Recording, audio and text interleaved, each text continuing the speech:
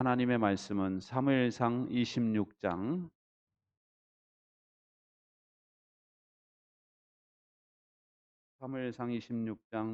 9절부터 12절까지 저와 여러분이 한 절씩 교독하겠습니다. 사무엘상 26장 9절부터 12절 다 찾으셨으면 자리에서 일어나셔서 저와 여러분이 한 절씩 교독하겠습니다. 그러나 다윗은 아비새에게 다 일렀다. 그를 죽여서는 안 된다. 그 어느 누구든지 주님께서 기름 부어 세우신 자를 죽였다가는 벌을 면하지 못한다.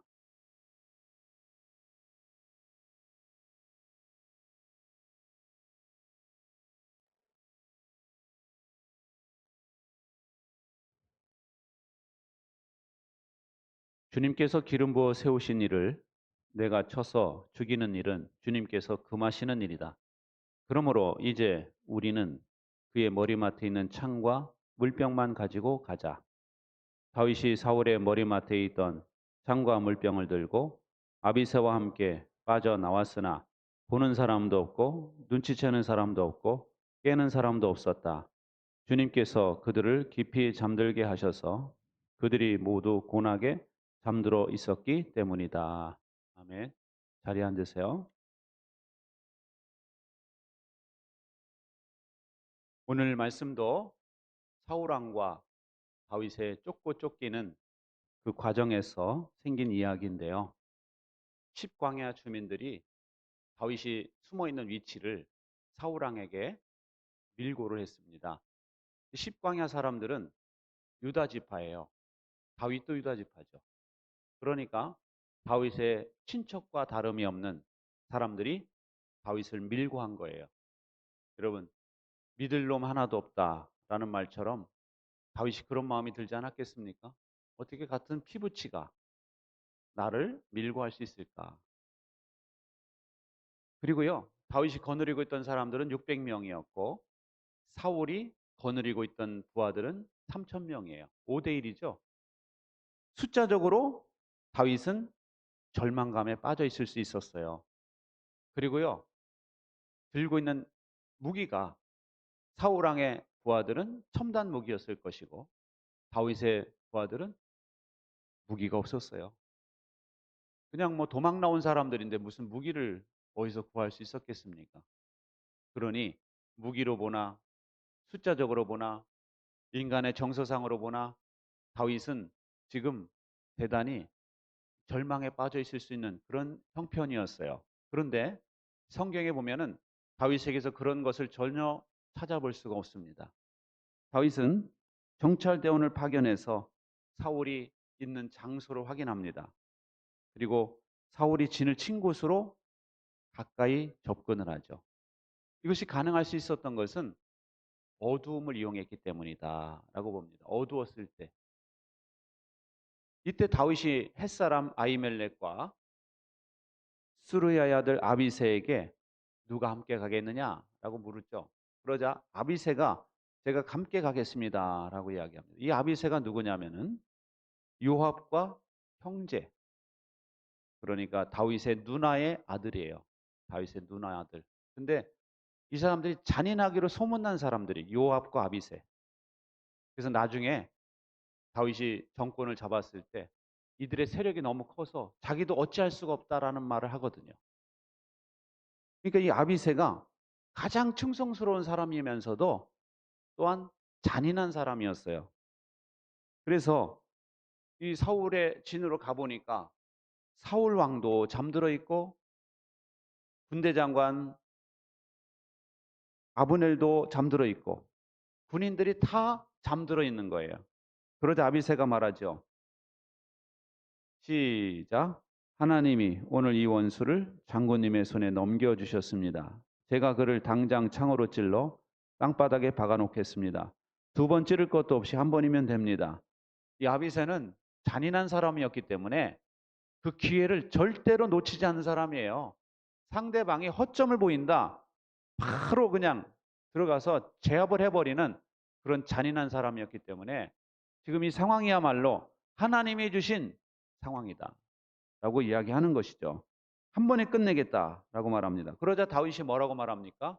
시작. 그를 죽여서는 안 된다. 그 어느 누구든지 주님께서 기름 부어 세우신 자를 죽였다가는 벌을 면하지 못한다. 여러분, 다윗은 생각하기를 하나님께 기름을 부음 받은 사람은 주님을 대표하는 사람이다라고 생각을 했어요.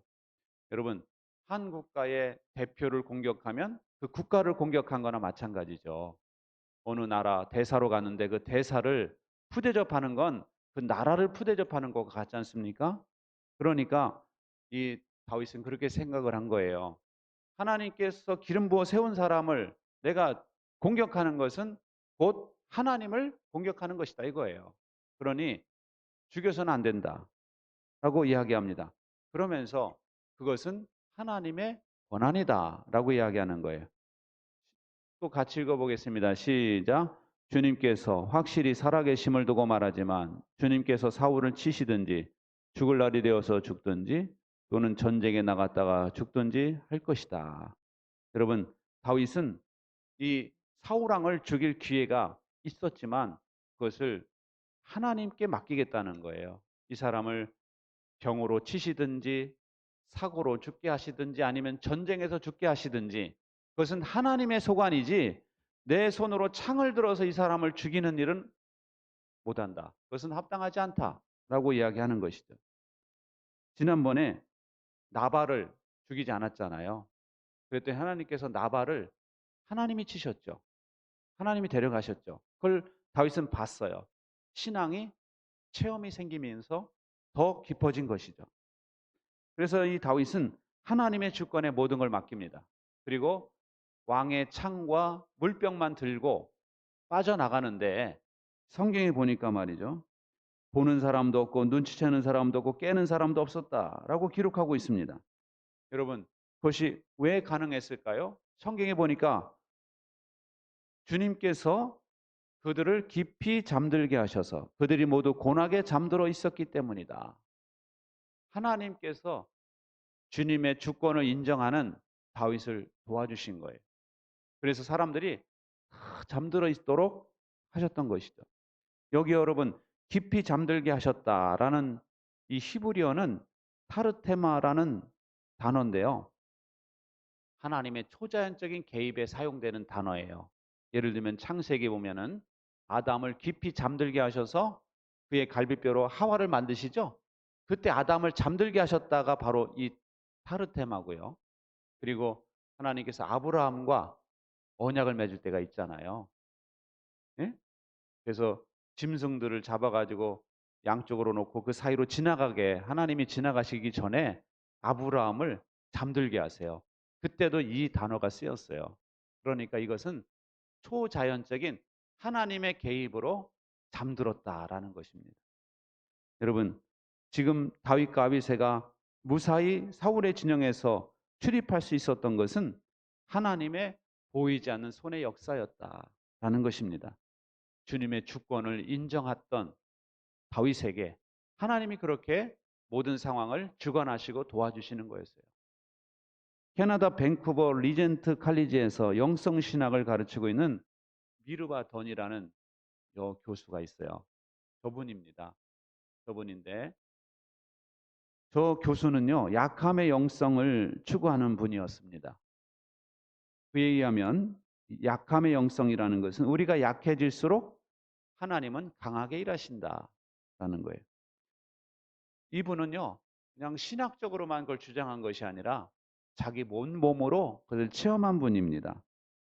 10대 시절에 홍역 바이러스로 인해서 췌장이 망가졌어요.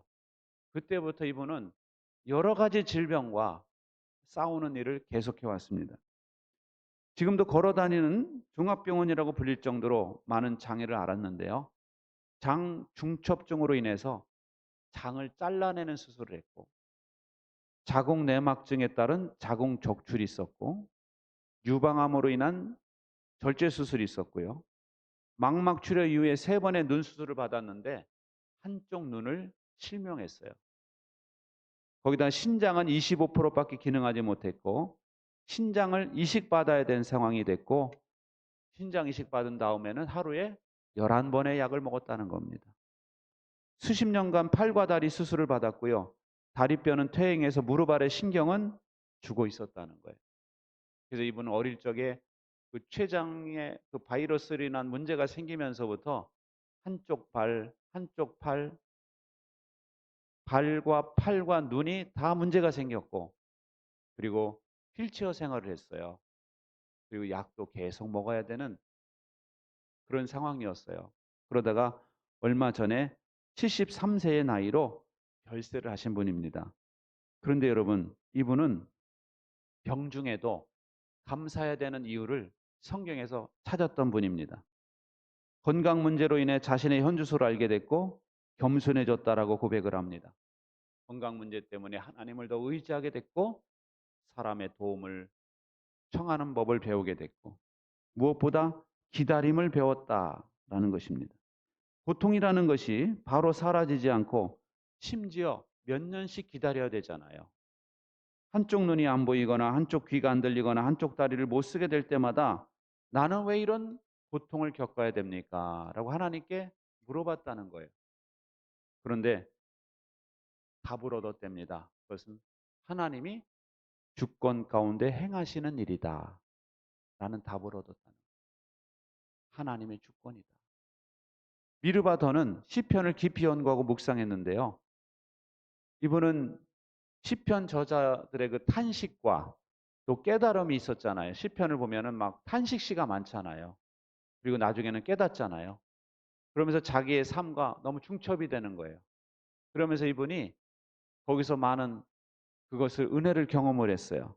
그러면서 이분이 가장 좋아하는 히브리 단어가 무엇이냐? 헤세드라는 단어예요. 헤세드. 헤세드라는 단어는 우리나라 성경에 주의 인자하심과 있죠. 인자. 인자가 바로 헤세드예요. 근데 헤세드라는 단어는 무슨 의미냐면은 변함없는 사랑. 주님의 변함없는 사랑이 바로 헤세드예요. 그런데 변함없는 사랑은 무엇에 근거하느냐? 언약에 근거한 변함없는 사랑을 말하는 거예요. 성경에서 말하는 이 헤세드란 단어는 언약에 근거한 변함이 없는 사랑. 그러니까 하나님이 약속한 것에 근거해서 사랑하시기 때문에 백성들이 비록 잠깐 우상을 숭배하고 주님을 떠나고 한다 할지라도 하나님은 언약에 근거해서 아브라함과 맺은 언약, 이런 언약에 근거해서 백성들을 변함없이 사랑하신다는 거예요. 그 헤세드란 단어를 이분이 제일 좋아하는 단어다라고 이야기했는데요. 그녀는 이렇게 말합니다. 헤세드의 변함없는 확고함은 우리에게 하나님은 단 한순간도 우리를 잊으신 적이 없고 앞으로도 절대 잊지 않으실 것이라고 분명히 말한다. 헤세드의 본질은 하나님이 결코 우리를 돌보시는 일을 그만두지 않으신다는 것이다. 우리가 구하는 것을 하나님이 허락해 주시지 않을 때 또는 끝없이 계속되는 슬픔을 없애주지 않으실 때 하나님은 더 우리를 돌보시지 않는 것처럼 보인다. 그러나 하나님의 영원한 지혜와 사랑은 항상 우리와 함께 있고 우리를 위한다 라고 이야기하고 있습니다. 여러분, 미르바더는 하나님의 주권을 믿은 거예요. 하나님의 변함없는 사랑이 내 인생을 주관하고 계신다 라고 믿었던 겁니다. 그래서 그 많은 병 중에서도 낙심하지 않고 주님의 사랑을 확신할 수 있었다라는 것이죠. 여러분, 하나님의 주권을 신뢰하시기 바랍니다. 다윗처럼 미르바던처럼 하나님의 주권을 신뢰하면은요, 우리는 기다릴 수 있어요. 하나님께서 일하실 때까지 기다릴 수가 있어요. 그리고 함부로 오버하지 않습니다. 이 다윗이 오버하지 않은 것처럼 함부로 오버하지 않고 함부로 다 틀렸다, 뭐 다 끝났다, 뭐 이런 얘기 안 해요. 하나님의 주권을 인정하는 사람들은 끝까지 기다리고 하나님을 신뢰하고 기다리는 것입니다. 신약 성경 마태복음 8장에 보면 바다 건너편으로 가시려는 예수님을 따라서 배에 오르는 제자들의 모습이 나오고 있어요. 이 제자들은 그 말을 했었거든요. 주님이 어디를 가시든지 우리가 주님을 따라가겠습니다 라고 이야기했어요. 그런데 얼마 지나지 않아서 바다에 큰 파도가 치기 시작합니다. 근데 이 제자들은 전직이 어부였잖아요. 어부였으니까 이런 파도는, 웬만한 파도는 다 경험을 했어요. 그런데 이날 파도는 자기들의 경험을 뛰어넘는 파도예요. 자기들의 경험을 뛰어넘는, 생전 못 본 파도입니다. 그러다 보니까 배가 막 물이 배 안으로 막 들어오기 시작을 하는데, 한쪽에서는 계속 퍼내고 한쪽에서는 노를 져도 배가 전진하지를 않는 거예요. 여러분, 이 장면은 마치 코로나19에 우리 한국 사회가 흔들리고 있는 것과 아주 비슷한 상황이죠. 왜냐? 코로나를 우리는 경험해 보지 못했어요. 제자들도 이런 경험을 못 해본 것처럼 우리도 코로나를 경험해 본 적이 없어요. 옛날에 일찍 끝나버렸는데 이건 어떻게 된 것이 지금 1년을 훨씬 넘어가고 있죠.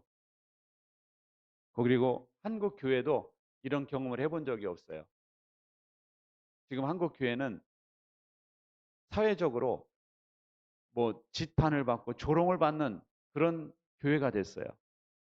그리고 교회 존립 자체가 위태로운 형편인 교회들이 많습니다. 우리 한국교회는 이전에 경험해 보지 못한 큰 풍랑에 흔들리고 있는 것이죠. 그때 여러분, 제자들이 편안하게 누워 잠들고 계시는 예수님을 깨우면서 뭐라고 말합니까? 주님, 살려주십시오. 우리가 죽게 되었습니다. 죽을 지경이라는 거예요. 지금 제자들이 경험해 보지 못한 경험을 하고 있으니까 죽을 지경인데, 주님 살려주십시오.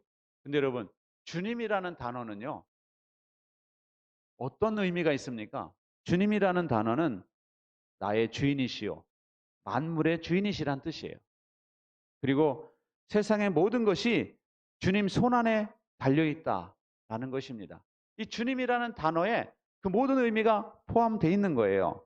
그런데 이 거대한 풍랑을 만나니까 제자들은 주님을 신뢰하는 것보다 풍랑으로 인한 두려움에 사로잡히더라는 거예요. 풍랑으로 인한 두려움이 너무 커. 그러다 보니까 주님을 향한 믿음이 사라지고 있는, 흔들리고 있는 것이죠. 여러분, 지금 우리도 그렇지 않습니까? 경험해 보지 못한 이 코로나를 만나면서 많은 성도님들이 주님을 신뢰하기보다는 코로나에 대한 두려움이 더 커요. 두려움에 사로잡혀 있어요. 믿음에 사로잡혀 있는 것이 아니라 두려움에 사로잡혀 있단 말이죠. 그래서 우리가 직면한 이 문제가 우리 주님의 권한 밖에 있는 것처럼 생각을 하고 있더라 하는 것입니다. 예수님께서 뭐라고 말씀하십니까? 제자들을 향해 말씀하시죠. 시작. 왜들 무서워하느냐? 믿음이 적은 사람들아. 여러분, 주님께서 이들을 향해서 책망하시는 거예요. 왜들 무서워하느냐? 믿음이 적은 사람들아. 왜들 무서워하느냐? 아니, 주님 몰라서 묻습니까? 지금 파도를 좀 보세요. 막 이럴 거 아니에요. 파도를 좀 보시라고, 지금 물이 들어오고 있습니다. 왜들이라니요? 라고 물을 수 있어요, 우리는. 근데 주님께서 일어나셔서 성경에 보니까 바람과 바다를 꾸짖으시니 잠잠하여 지더라. 할렐루야. 그러니까 여러분, 바람과 바다가 누구 손 안에 있어요? 주님의 손 안에 있는 거예요. 할렐루야. 예수님의 손 안에, 하나님의 손 안에 이 모든 것이 있는 겁니다. 여러분, 코로나로 인한 이 파도, 이것도요, 하나님의 손 안에 있어요. 믿으시기 바랍니다. 하나님께서 너 그만해라, 됐다 라고 말씀하시는 순간 코로나는 싹 잡혀버릴 겁니다. 성경에 보세요. 전염병이 돌 때 죽음의 천사가 막 치잖아요. 전염병으로. 그러자 하나님께서 됐다, 그만해라. 그러니까 그날로 멈췄어요. 할렐루야. 여러분, 앞으로도 그렇게 될 겁니다. 하나님께서 그만해, 됐어 말씀하시는 순간 코로나는 온데간데 없어질 거예요. 그러니 여러분, 우리가 알아야 되는 것은 주권은 누구에게 있다? 하나님께 있음을 믿으시기 바랍니다. 코로나에게 주권이 있는 게 아니에요. 그것이 뭐 사람들을 어떻게 다 할 수 있을 것 같죠? 하나님의 주권 안에 있어요. 그렇기 때문에 우리는 주권은 하나님께 있음을 믿으셔야 돼요. 지금 제자들에게 필요한 것은 믿음이에요. 믿음. 무엇에 대한 믿음이냐? 주권에 대한 믿음. 모든 걸 다스리시는 분이 누구냐 하는 거예요. 그분이 바로 우리 주 예수 그리스도 주님이심을 믿으시기 바랍니다. 그럴 때 우리 안에 소망이 넘치는 거예요. 시편 62편에서 다윗은 이렇게 권합니다. 시작. 내 영혼아 잠잠히 하나님만 기다려라. 내 희망은 오직 하나님에게만 있다. 하나님만이 나의 반석, 나의 구원, 나의 요새이시니 나는 흔들리지 않는다. 할렐루야. 이런 경험을 했던 다윗이 나중에 쓴 시입니다. 내 영혼아 잠잠히 하나님만 기다려라. 내 희망은 오직 하나님에게만 있다. 여러분 흔들릴 때 여러분 자신에게 이 시편의 고백을 하시기 바랍니다. 아무개야 흔들리지 마라. 내 희망은 오직 하나님에게만 있다.